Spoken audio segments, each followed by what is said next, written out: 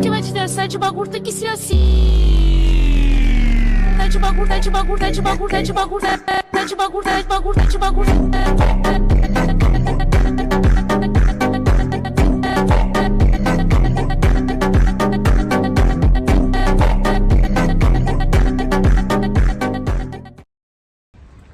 Hey guys, welcome to today's investigation. We're here at the Hollywood sign. Most people just take a picture for Instagram or just for the aesthetic, but today we're here for something different. Actually something called the Transverse Mountains, and we're gonna find more out. Basically, we're investigating the geology behind the Hollywood sign. If you guys didn't know, the Hollywood sign hasn't just been there to look cool for years. We're actually going to tell you a little bit more information about it that you didn't know about. Because of years of the titanic forces, the rock formation, and the landscape changes, we're actually on Mountains Lee in Santa Monica. What are you talking about? Whoops. Starting off with the deformation of rocks. Deformation is a change in the shape or size of the rocks, and it mainly occurs along the plate boundaries. It's influenced by the temperature, the rock pressure, and the type of time, and it can produce the folds and faults. Here's an example of the picture right here.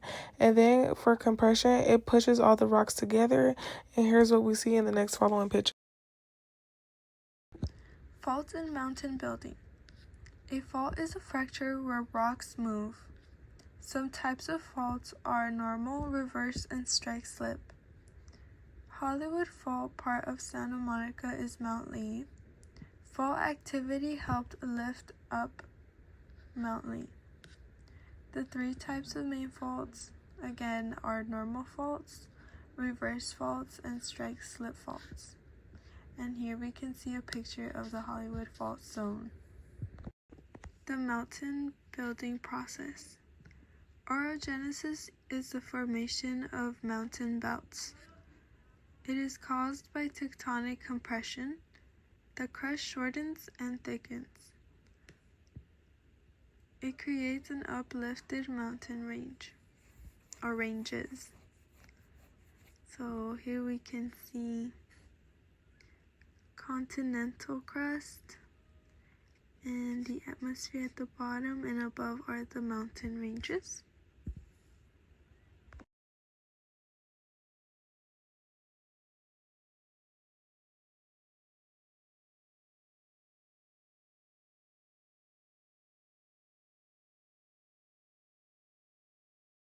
California sits along the boundary between the North American plate and the Pacific plate, and these boundaries are constantly moving past each other a few centimeters per year.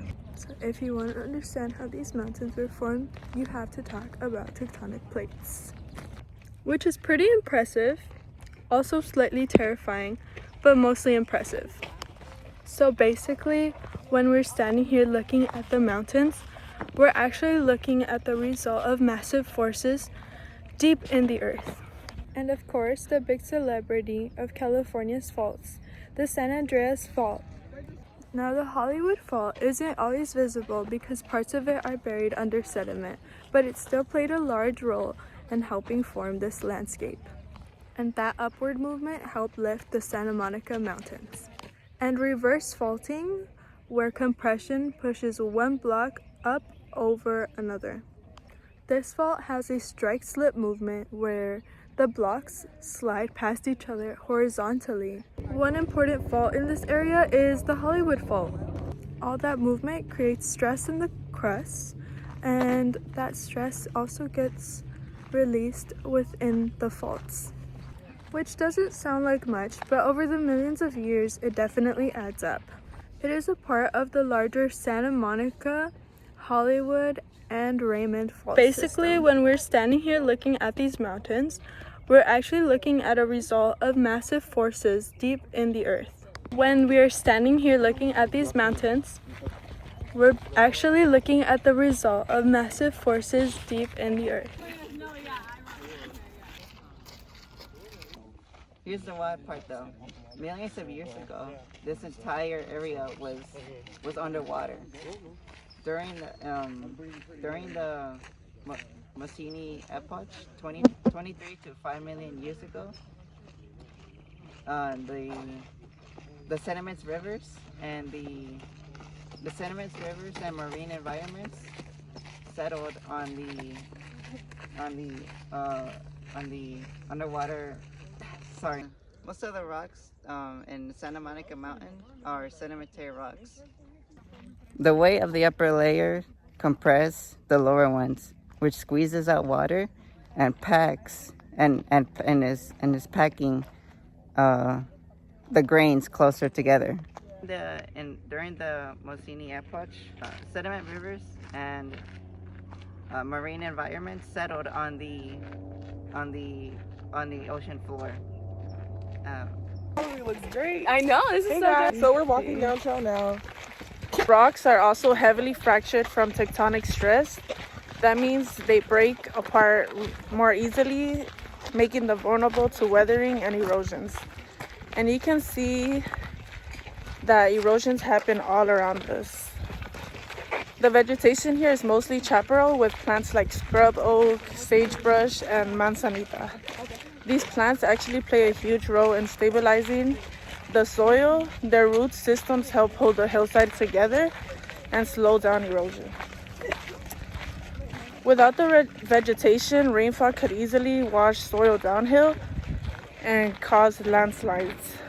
Without the vegetation, rainfall could easily wash soil downhill and cause landslides. So the plants here are not only because of aesthetic or scenery, they're actually part of the geological stability of the landscapes. Without the vegetation, rainfall could easily wash soil downhill and cause landslides. Now that we Without understand the the geology here, now we can talk more about the Hollywood sign itself. It was originally built in 1923, and it was originally said Hollywood Land. It was initially used as like real estate development advertisement, and it was not meant to be here long term. The hills here are steep and made of fractured sedimentary rock, with the thin soils that are prone to erosion.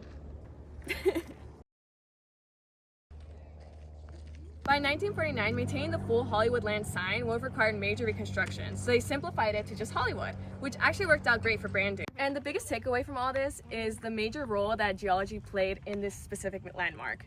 So remember, next time you see the Hollywood sign, it's not just a symbol of fame and movies. Results from millions of years ago from the tectonic forces, the erosions, the mountain buildings, and it's also geology.